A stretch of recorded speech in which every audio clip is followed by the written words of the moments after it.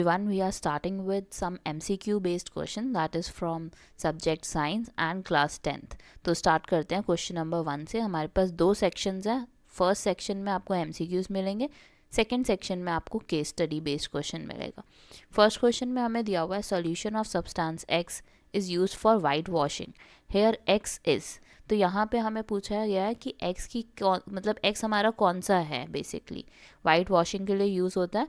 सबसे पहले आपको दिया हुआ है calcium oxide, calcium hydroxide, sodium chloride, potassium chloride. So right answer क्या है इसका? Calcium oxide. वाई? क्योंकि इसी को यूज़ किया जाता है किस पर्पज़ के लिए? वाइट वॉशिंग के पर्पज़ के लिए. नेक्स्ट देखो आपको क्या दिया हुआ है. Identify the substances that is oxidised and the substance that is reduced in the following reaction. तो हमें ऐसा सब्सटेंस बताना है जो ऑक्सीडाइज हुआ है यहाँ पे, और ऐसा सब्सटेंस बताना है जो रिड्यूस हुआ है. और आप देख सकते हो कि ये हमारे पास रिडॉक्स रिएक्शन है. रिडॉक्स रिएक्शन क्या होता है? जिसमें रिडक्शन भी होती है और जिसमें ऑक्सीडेशन भी होती है. तो अगर आप ध्यान से देखो तो H2 आपका क्या हो गया? H2O बन गया. इसका मतलब क्या है कि हमारा H2 ऑक्सीडाइज्ड हो गया क्योंकि उसने ऑक्सीजन गेन कर लिया. So H2 is the one which is being oxidised. Reduce कौन सा हुआ है? कॉपर ऑक्साइड आपका किस में कन्वर्ट हो गया? कॉपर में. इसका मतलब क्या हुआ कि कॉपर ऑक्साइड आपका रिड्यूस हुआ है.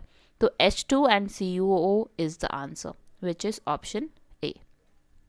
Now moving to question number 3, it says when diesel in the presence of oxygen gas burns inside the engine of a bus, carbon dioxide and water are produced.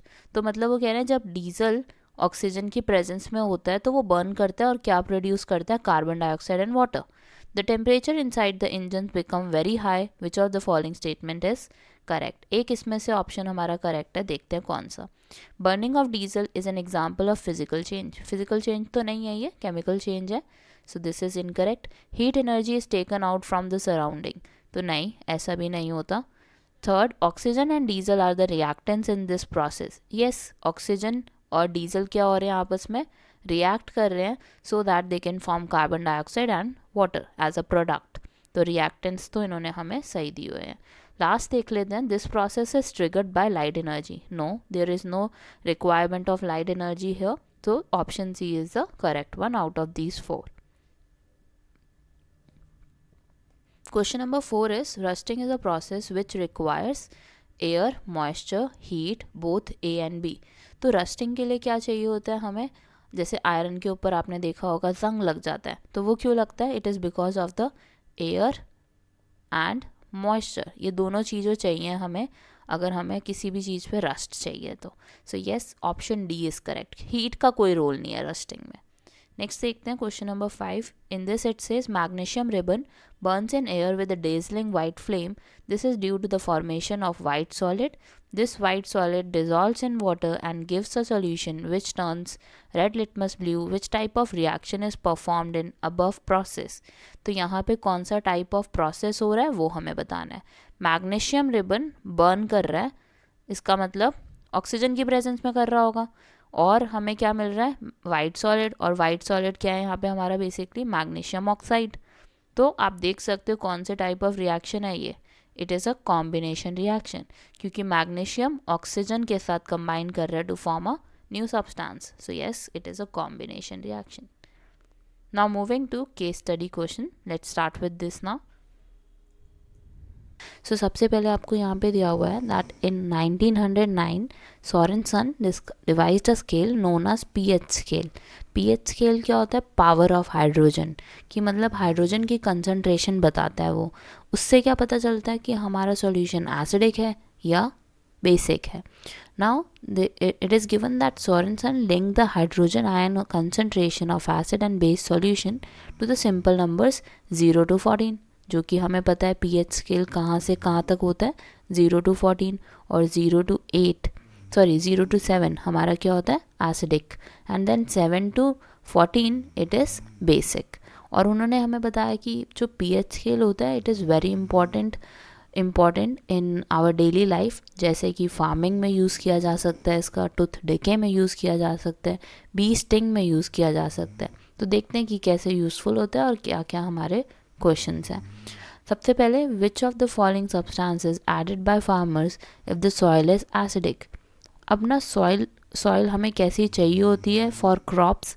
It must be neutral और slightly acidic, मतलब 6.5 और 7 तक का pH चाहिए। अब acidic है वो कह रहे हैं बहुत ज़्यादा, तो हमें उसको क्या करना है, न्यूट्रल बनाना है। न्यूट्रल कैसे बनाएंगे, उसके अंदर बेस डालेंगे। तो कॉमन सॉल्ट डालने से तो कुछ नहीं होगा क्योंकि वो क्या है, सॉल्ट है। Slake lime, yes we can use slake lime to make it acidic. Vinegar का यूज़ करने से कुछ नहीं होगा क्योंकि विनेगर तो एसिडिक है ऑलरेडी, और ज़्यादा एसिडिक हो जाएगा जिसकी वजह से हम सॉइल को यूज़ ही नहीं कर पाएंगे।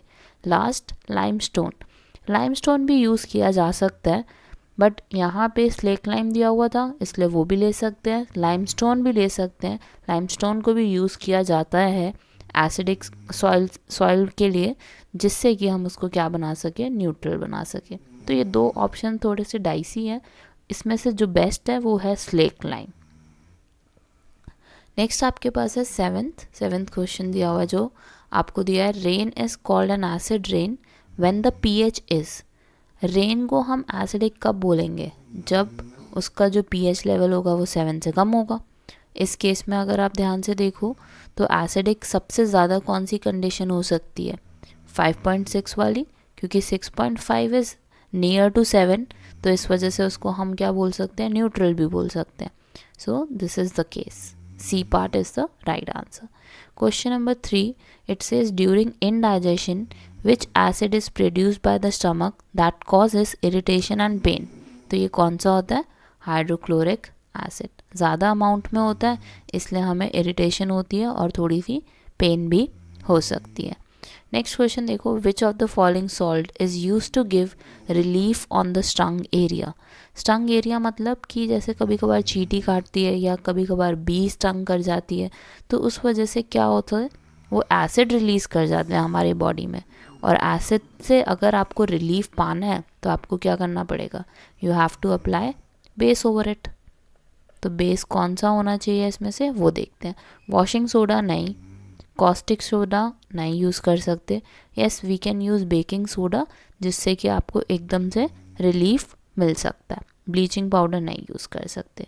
सो C option is correct because it is a base, और बेस लगाओगे तो you will get relief. Question number 10 is, which of the following type of medicine is use to for the treatment of hyperacidity in the stomach. तो अगर hyper acidity होती है तो antiseptic तो नहीं यूज़ करते, एंटीबायोटिक भी use नहीं करते, that's for bacteria and all.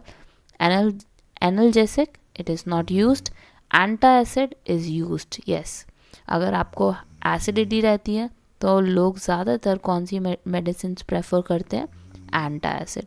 क्यों एंटासिड करते हैं, क्योंकि it is one of the base we have.